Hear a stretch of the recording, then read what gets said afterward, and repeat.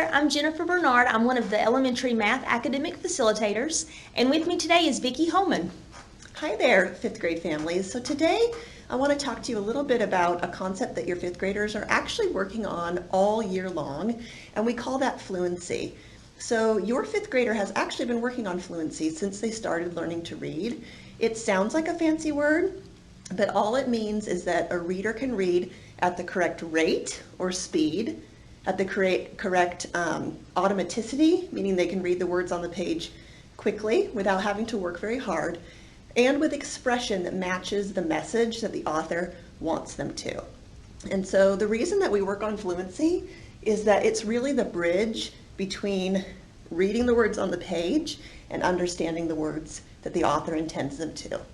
So a couple of the ways that you can work with your fifth grader at home is you can continue to read aloud to them even when they're too big to fit inside your lap. So cozy up next to each other, read them a book that they enjoy, and show them what it sounds like to be a fluent reader.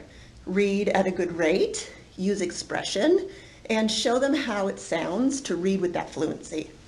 Sometimes your child will also want to listen to other fluent readers, and that's where there's a video linked here at the bottom of the page that teaches you how to access their Gaston County Public Library WOW card. And when they get into the Gaston County Public Library WOW card, they can listen to audiobooks and read-alongs that can help them to hear other fluent readers and enjoy a wide variety of books. A couple of the things that you can do if you talk to your child's teacher and she says they need some extra practice with fluency are listed here at the bottom of the page. And some of these are things that I do with my own children at home. One of the ones that we like to do a lot is this idea of what's called drop reading. So I'll read the beginning of a sentence, and then I'll ask my children to go ahead and read the rest of the sentence. They get that model at the beginning, and then they complete the sentence. And you can kind of do that rhythm of back and forth to get through a whole page. So this month, I really want to encourage you, even though your child is in fifth grade and can do a lot of that reading by themselves, to practice that fluency so that you're helping to develop that bridge between reading the words that are on the page and understanding the message that the author wants them to. Happy reading! Thanks, Vicki. In math, your fifth grade students are about to begin a brand new unit. In Unit 3, students are going to be expected to learn about Standard 50A2. In this standard, students are going to have to be able to write, explain, and evaluate, which means to solve, find the value of, numerical expressions. Expressions are just like an equation, except it doesn't have an equal sign. You're still trying to solve it and find the value of that expression. And it's going to include the 4 operations. And by operations, we mean addition, subtraction, multiplication, and division to solve up to 2-step problems.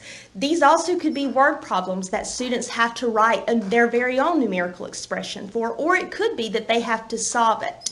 Now, one thing that will be new for your fifth grade student is something called grouping symbols. And by grouping symbols in fifth grade, that means parentheses. Students are going to learn about the order of operations, which means they need to solve the expression inside of those parentheses or those grouping symbols first before they continue with the second step of that expression. Some important vocabulary for this standard is order of operations, parentheses, grouping symbols, evaluate, and they're going to learn about several different properties in mathematics that will help them solve these expressions. One activity that you guys can do together at home is something called Operation Target, and it is linked here on your newsletter. Within this game, students have several different expressions, and you'll see shapes there. Within those shapes, students can include numbers, they can include the different operations, as well as parentheses to make those expressions fit that target number. I hope that you and your student have a wonderful time practicing 50A2 order of operations.